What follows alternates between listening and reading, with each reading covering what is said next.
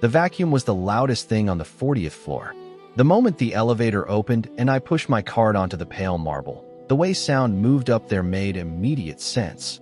The insulated windows muffled everything below, the city reduced to a silent film, and up here there was nothing but the whir of my machine and the complaint of the cart wheels against stone, so cold I could feel it through my sneakers. Frank had assigned me this floor alone on a Tuesday evening with the particular economy of explanation he used for decisions already made. The other cleaners weren't detailed enough, he said. I was, and Frank knew it, and we both understood the arrangement without giving it a name. I worked from the far end of the hall toward the elevator, old habit. Always keep the exit clear. The offices were dark except for city light pushing through the floor-to-ceiling glass. Every desk cleared, every chair positioned at what looked like the exact same angle in every room, as though someone had come through with a measuring tape. The kitchen smelled of espresso grounds and an expensive cleaning product I didn't recognize, something too refined for my supply closet. A single cup sat in the sink, rinsed but not washed. I washed it. The door at the far end had a brass nameplate. E. Calloway. I saved it for last. My paycheck that week had been $87 short. Frank said computer glitch without looking up, and I hadn't pushed back, because pushing back on Frank cost more than $87 in ways that weren't financial. The pawn shop on Clement Street still had my mother's sewing machine listed at $1,550. I had $1,214 in savings. 41 days remained before they would release the item to other buyers. I had run this arithmetic so many times it required nothing from me. It walked beside me everywhere. The $423 gap between what I had and what I needed, constant as a shadow. Marcus hadn't returned my calls in 3 weeks. My brother had sold the machine to that same pawn shop 6 months after our mother died, for reasons he refused to name. I had never said what I thought about that. I was still not saying it. I turned the vacuum off and stood at Ethan Calloway's window. I meant to stay for half a minute, just to look. I stayed for almost a full minute. The city 40 floors below was all moving light. Headlights threading intersections, cab rooftops catching orange from the streetlights, the distant red pulse of a construction crane at the edge of the financial district. Then I went back to work. Behind the credenza, a heavy piece of dark-stained wood between the 2 largest windows. The vacuum bumped something solid. I cut the machine off, reached under. Canvas. Heavy. I pulled it out. A military green bag, zippered closed, the size of a shoebox. I set it on the floor and opened the zipper 2 inches. Banded hundreds. I closed the zipper. The cameras in the far corners of the room had red indicator lights that blinked slow and patient. I was aware of them in the way you're aware of being watched. Not frightened, exactly. Just more deliberate than usual. I placed the bag on Ethan Calloway's desk on top of a folder marked pending. From my cart, I took a post-it pad and wrote, "Found this under the credenza, cleaning." Pressed the note to the zipper pull. As I smoothed it down, something slipped from inside the bag and drifted to the floor. A thin green paper, the kind printed for bank deposit records. I picked it up, glanced at it without reading the numbers closely, and tucked it back under the zipper. I finished the rest of the floor, returned the cart, and rode the elevator down. I told myself I was not thinking about the bag. The call from my agency manager came while I was at the kitchen table with my bookkeeping textbook open to Chapter 7 and a cup of coffee going cold at my elbow. I was working through exercises on reconciliation of untracked cash accounts, copying practice entries into my ledger by hand the way my instructor recommended, building the columns line by line until rule became reflex. I had been behind the recommended pace since January and was finally catching up, 30 minutes in the morning and 30 on every break. Brienne called at 8:14. She spoke with the efficient rhythm of someone managing several things at once. A client had requested a personal meeting with me.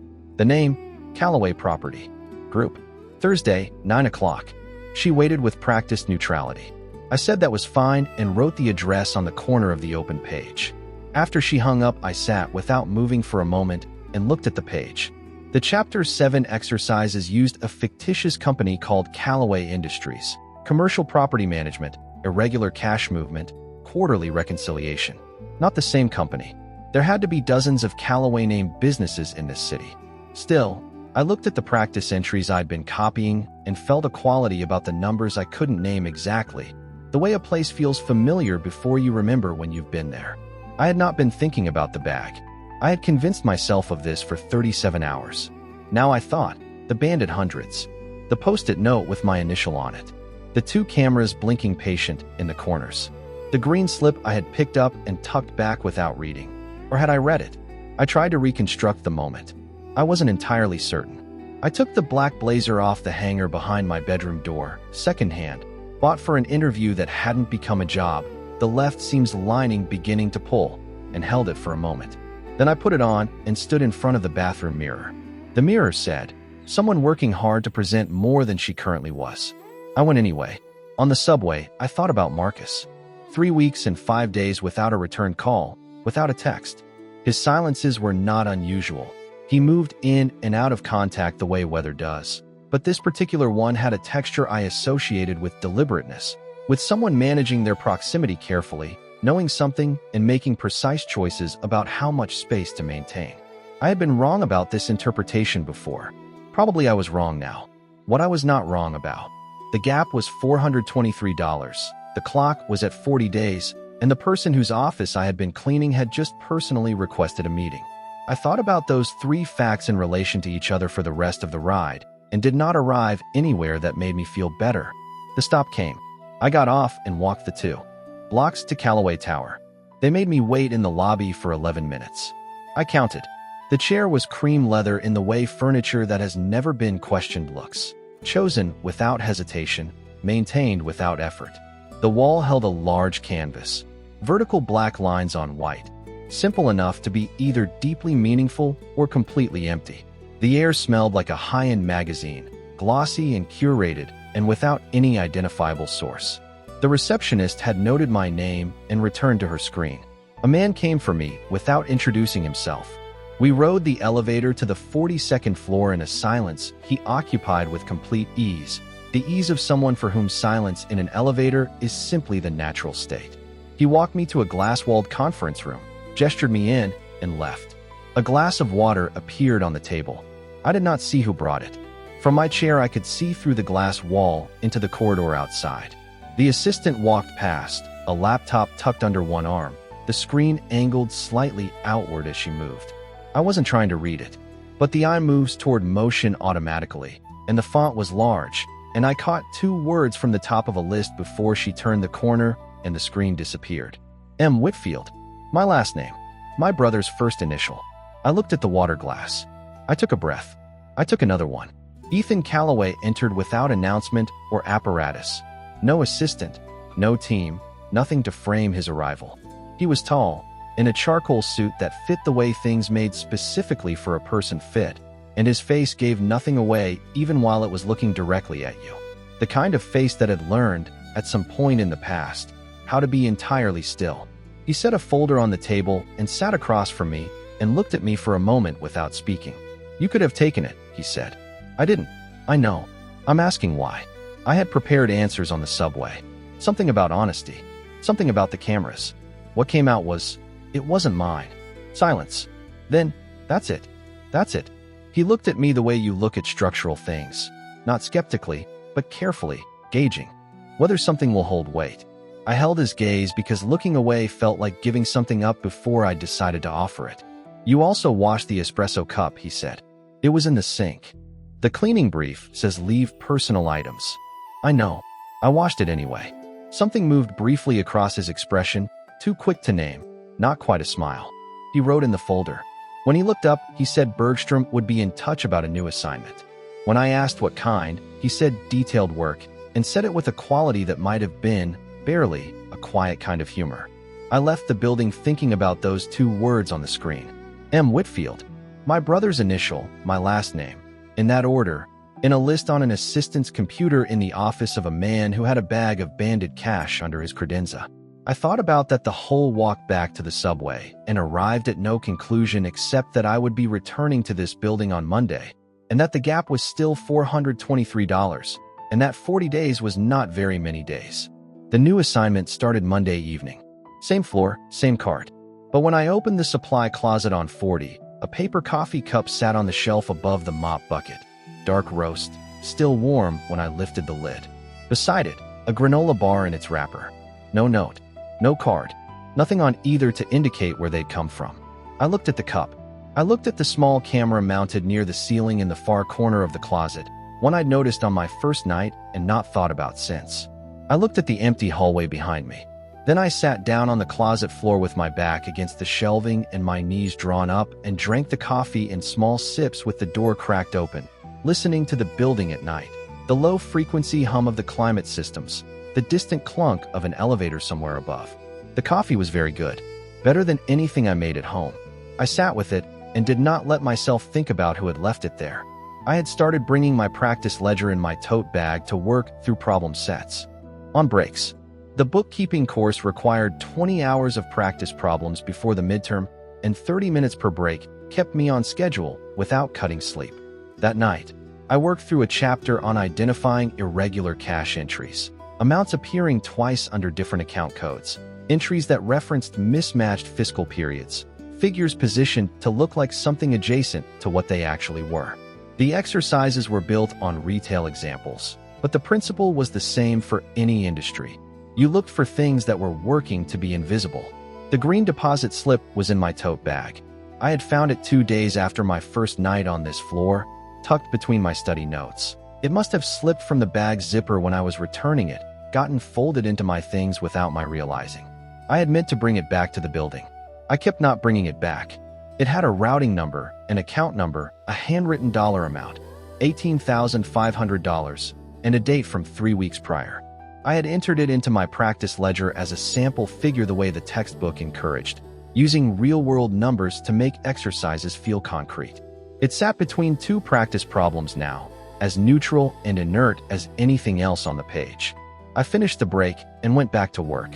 When the floor was done, I stood in the doorway of Ethan Calloway's office with the light off. His desk was clear, each object in its exact position.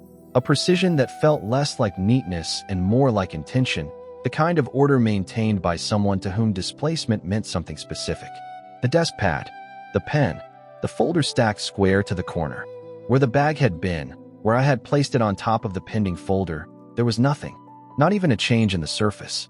The post-it note I had left was gone too, obviously, but I was aware of its absence in a way that wasn't about the paper. I had written 4 words and my initial and pressed them to a zipper pull in a room where I had no standing to leave a note at all. Someone had read it. Someone had made a decision. I thought about that the whole ride down. Frank called on a Wednesday morning, while I was between shifts, and then his name was on my screen and I answered. Word of advice. Before hello, don't get comfortable on 40. I set down what I was holding. What does that mean? For consecutive nights on the executive floor. That's not standard rotation. His voice had the flat, managed quality he used for things already decided. I filed a report. Client property interference. You moved an item. I found a bag of cash under a credenza and put it on the desk with a note explaining where I found it. You moved client property. The brief says don't touch client items. A pause. I'm looking out for you. He hung up. I stood in the kitchen and thought about the $87. The short paycheck Frank had explained 3 weeks ago as a computer glitch, in that same flat tone, the one he used when something was already settled. I had not pushed back because pushing back on Frank worked like a toll. You always paid more than the thing you were trying to recover. I thought about the 3 women on the Hartley account who had mentioned quietly that their hours weren't reconciling right and had stopped mentioning it when nothing changed. I thought about what a client property interference report looked like in a file next to a note that said found this under the credenza, cleaning. I thought about which version of events would be easier to dismiss in a review. Then I called Brienne. She told me the notification had come from Frank's supervisor's channel. Internal review, the bag incident, contract status pending determination. She said it in her careful way. I heard everything she wasn't saying. The pawnshop clock was at 31 days. My savings covered 6 weeks without the contract. 6 weeks, and then the margin was gone and the machine would be released to whoever was next on the listing. An hour later, a call from an unsaved number.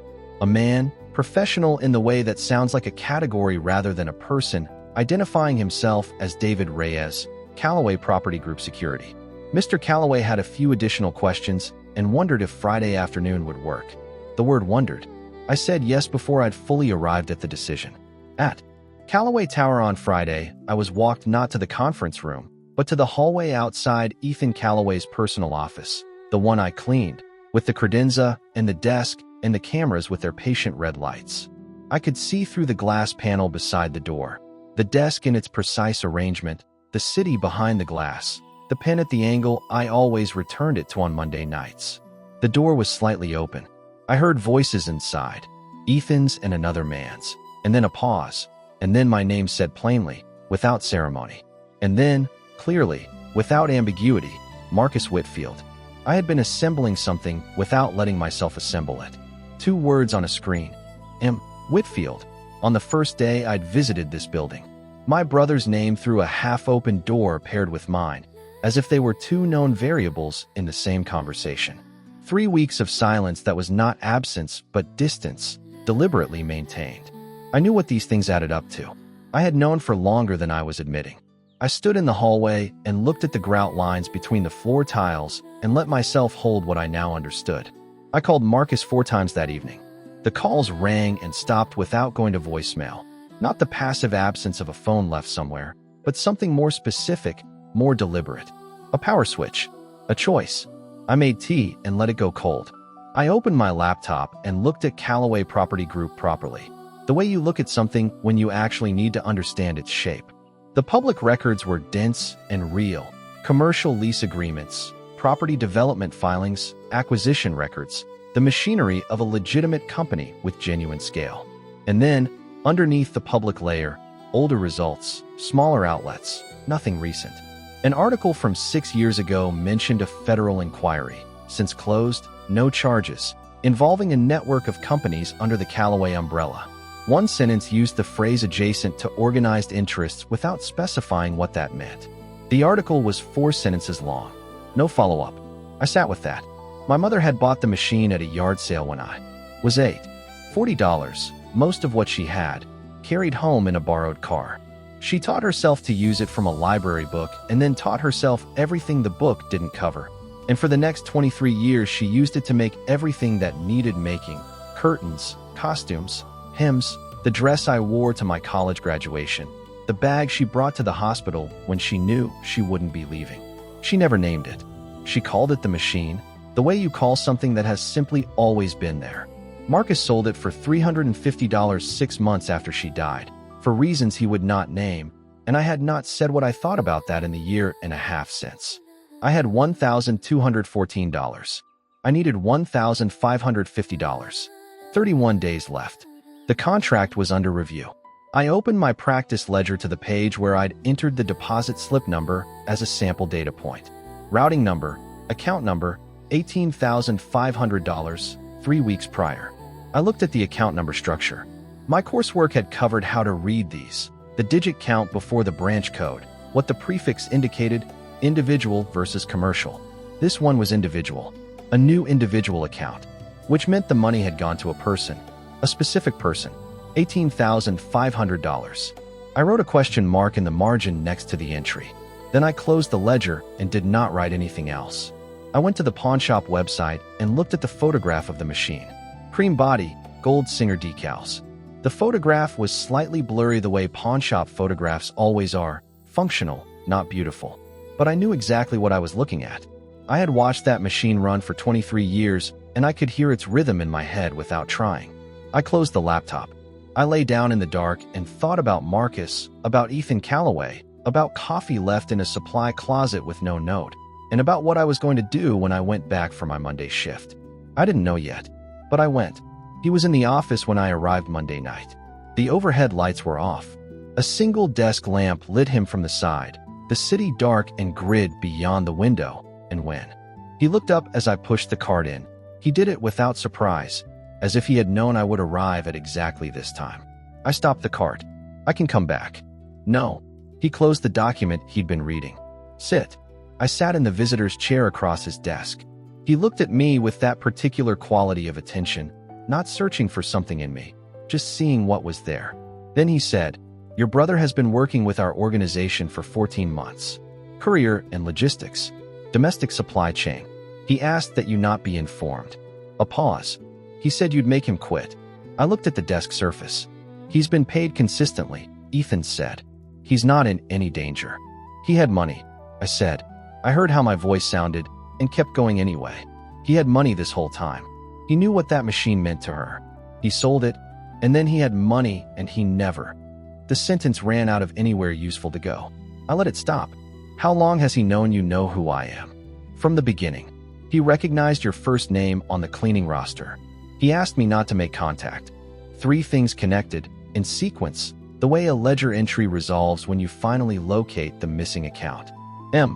Whitfield on the assistant screen. My name through the half-open door. The deposit slip, individual account, new account structure, $18,500. I looked at Ethan. The deposit slip, I said. The green form from the bag. It's been in my practice ledger since the first night. It slipped out when I was returning it and got mixed into my study notes. I entered the account number as a sample figure for coursework. I didn't know whose account it was until tonight. He was very still. I figured it out when you told me about Marcus, I said. The account format. Individual, new account. I'd been looking at it for weeks without understanding what I was looking at. He was quiet for a long moment. Then, the complaint Frank Borden filed has been withdrawn. Your contract continues. That's already handled. It's separate from this conversation. He set a folder at the edge of the desk toward me. What you do with the information about Marcus is your choice. I'm not asking you to do anything with it. I'm telling you because you deserve to know. I looked at the folder. I looked at him. You could have used the slip against me, I said. Yes. Why didn't you? Because you didn't know what it was when you picked it up, he said. Simply, without performance. And because it wouldn't have been accurate. I sat with that. The office was quiet in the way well-insulated rooms are quiet, completely, without the ambient noise of the rest of the world leaking in. I thought about Marcus. About 14 months and $18,500 in a silence that was never absence, only distance managed carefully. Thursday shift, I said, and stood up. He nodded once. I left. Frank Borden was at the service entrance Thursday morning when I came to pick up the van keys. I had not expected him there. He ran accounts from off-site, phone, and email, occasional visits to the agency office. This building was not his territory. The fact of him standing in the loading bay with his hands in his jacket pockets had a premeditated quality, the quality of something arranged before I arrived. I heard the complaint got dropped, he said. It did. Because you went to the client. His voice was flat and controlled, the voice of someone managing a temperature carefully. You went around me. He asked questions. I answered them. What did you tell him? What happened? I found the bag. I put it on his desk. I left a note. He stepped forward. Not far, not dramatically, just enough to require me to hold my position to avoid stepping back. You're good at this work. You're careful. You show up. You don't make problems. Don't turn this into something it doesn't have to be. He reached into his jacket and produced a manila envelope. The agency needs an amended statement. Says the bag was already on the desk when you found it. Not under the credenza. You sign. The review closes. Everyone moves forward. I looked at the envelope. I thought about what signing it would cost. Not the contract. The contract was settled. Not the machine or the $423. What it would cost was the specific thing that had kept me from taking the bag in the first place. The thing that had made me reach into my cart for a post-it pad and write 4 words and press them to a zipper pull. I thought about what kind of person puts her name on a document that says something she knows is not true, and whether I could be that person and still be the person who left the note. No, I said. Frank's face moved through something brief and contained. He was about to speak when 2 men appeared from near the freight elevator. Not police, not uniformed, not dramatic. They simply materialized from where they had been waiting and stood without speaking. Frank looked at them. He looked at me. Something went through his expression that might have been calculation and might have been recognition. He left the loading bay. The envelope went with him. I stood there for a moment. Relief was part of what I felt. Underneath it, something closer to a complicated kind of embarrassment, that I had needed someone else's presence in a loading bay to support what I had already decided. I went upstairs and did the floor. At 3 in the afternoon, the termination notice arrived by email, while I was in the supply closet on 40 with my ledger open. Frank had submitted it through a channel that bypassed Brianne, citing conduct unbecoming a contracted employee. Effective immediately. I read it twice. My chest did something cold and specific. 28 days left on the pawnshop clock. I had done the right thing at every step and was standing in a supply closet where someone had once left me good coffee with no note, reading a document that said I was finished here. My phone buzzed. An unsaved number. 2 texts. Handled. Then office. 6 p.m. Marcus was in the lobby when I arrived. Gray jacket, slightly too large across the shoulders, sitting with his hands on his knees, looking at the floor. He looked up when I walked in. I sat in the chair beside him. 14 months, I said. Yeah, you had money this whole time. He looked at his hands. I know, he said. I know, Nora. That was all there was room for in a lobby, 6 minutes before an appointment. I stood up and went to the elevator. The documentation moved through the right channels without noise and without drama, handled with the specific competence of someone who knew exactly where to apply pressure and how much. The payroll records Frank had been altering. 8 months of docked hours across 16 employees. The complaint he had submitted to Bergstrom's oversight board, which he hadn't known existed because he hadn't thought to look for it. The termination notice was retracted. Brianne called to confirm my contract was extended 6 months and that the rate correction was retroactive to the beginning of the quarter. I sat at my kitchen table and did the math. With the back pay and the corrected rate, I would clear the $423 gap 11 days before the pawnshop clock ran out. I sat with that for a long time and did not cry. I just sat. Marcus and I met at a diner on a Thursday. We talked for almost 2 hours. He told me what the work had actually been. Routing, drops, the specific skill of being punctual and unremarkable and not curious about the contents of what you were moving. He had taken it because the pay was consistent and the alternatives available to him at the time had been worse. He had kept it from me because he had known what I would say. I said it. He listened without arguing. At the end of it, we were not fixed. You don't fix 6 months of deliberate silence and a sold sewing machine in one diner conversation. But we were looking at each other directly, which was more than we had managed in a long time. The machine, I said, when we were putting our coats on. He met my eyes. I'm going to help, he said. I didn't know yet if I believed him. I put my coat on. 2 weeks later, Ethan called me in for a morning appointment. The first daytime meeting, the city bright behind the window, the room different in full light than it ever looked during the cleaning shift. I brought my tote bag from habit. When I reached into it to set my practice ledger on the corner of his desk out of the way, something slipped from between the pages and landed on the desktop between us. The green deposit slip. It had been there the whole time, not returned to the bag the night I found it, not tucked back under the zipper. It had slid loose into my notes, and I had been carrying it back and forth to this building for weeks without knowing it was still there.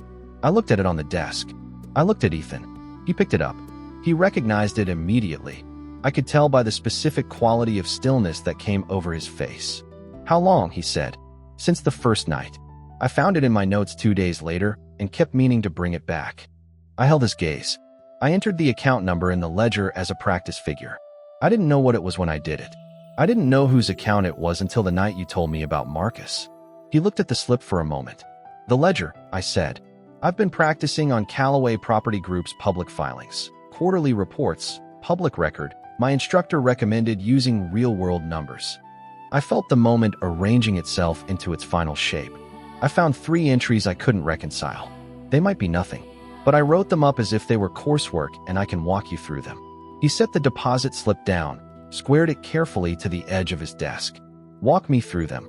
I did, from memory, entry by entry, the way you explain something you know well enough not to need notes for. When I finished, the room was quiet. I'm establishing a legitimate accounting function within the company, he said. Entry-level position. Conditional on finishing your certification.